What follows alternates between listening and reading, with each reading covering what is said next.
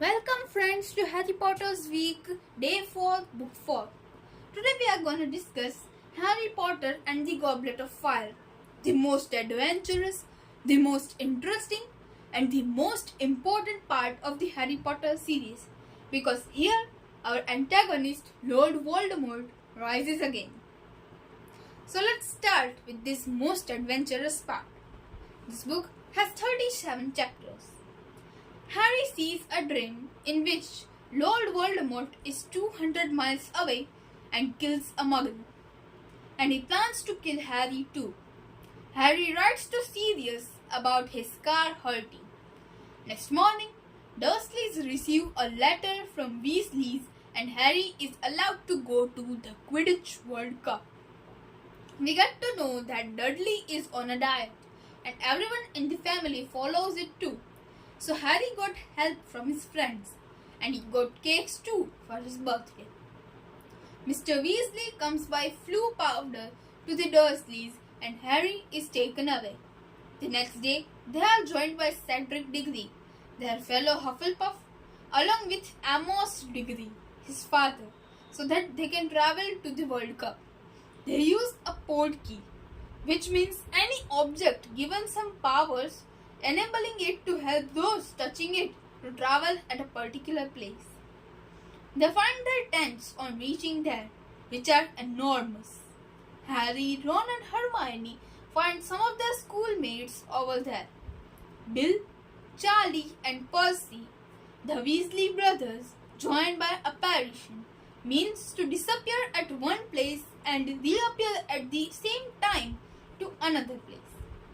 They even meet some people in the Department of Magical Games and Sports and the Department of Magical Cooperation.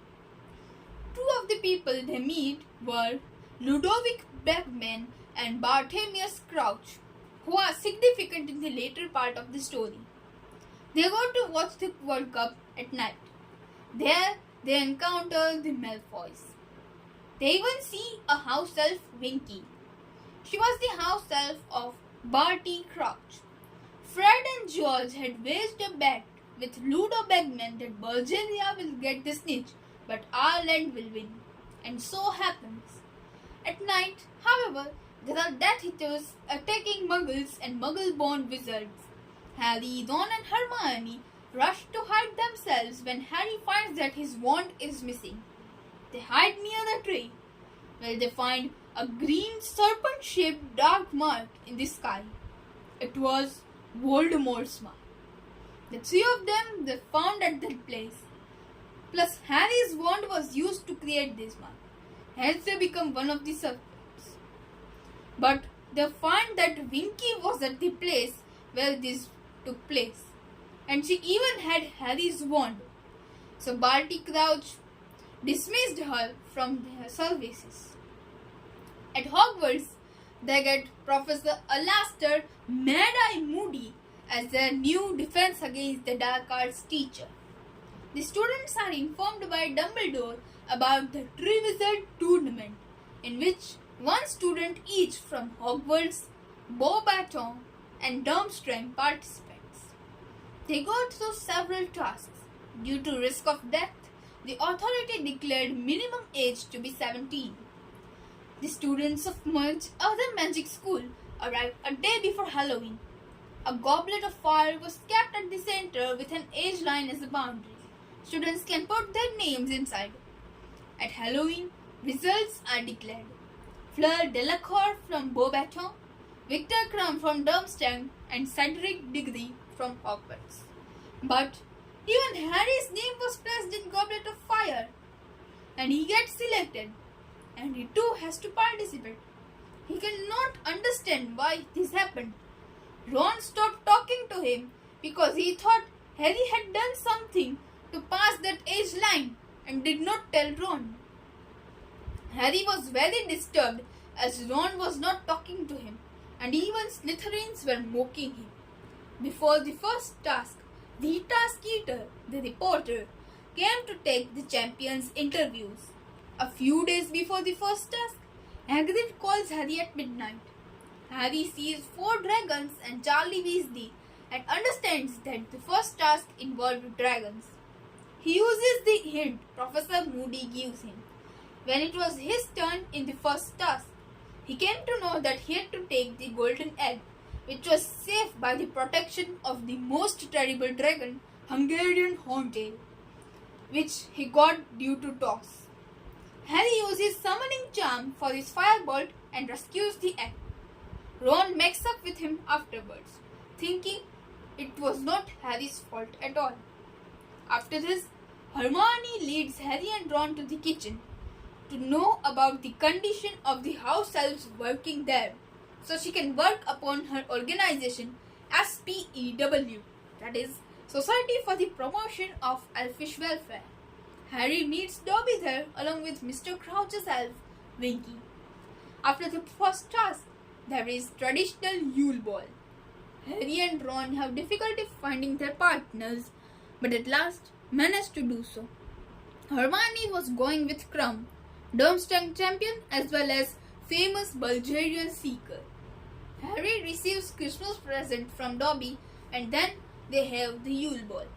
At the end of the Yule Ball, Cedric helps Harry by telling him how to open the egg. Actually, Harry had helped Cedric by telling him about dragons. This was a kind of repayment. Harry takes a bath at Prefect's bathroom and gets a clue of opening it inside water. The night before the second task, Ron and Hermione were called by Professor McGonagall when the three of them were finding something about survival in water. Dobby helps Harry by providing him a herb, Gillyweed. In second task, each champion's precious person is taken away. They had to find all sorts of dangers and save the person. The four people were Ron, Hermione, Cho Chang, Cedric's girlfriend and Ravenclaw seeker, and Gabrielle, Fleur's sister. As Fleur was not able to compete, Harry, though being last, saves Ron as well as Gabrielle.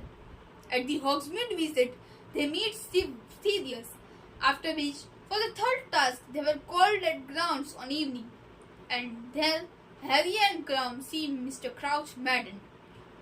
Harry goes to call Dumbledore, and by the time he comes there, Mr. Crouch is missing and Krum was stunned. After this, Harry sees a vision of Voldemort. He goes to find Dumbledore and there he found a pensieve in which he could go and look at the past. He saw Barty Crouch's son got arrested, who was a Death Eater. At third task, there was a maze.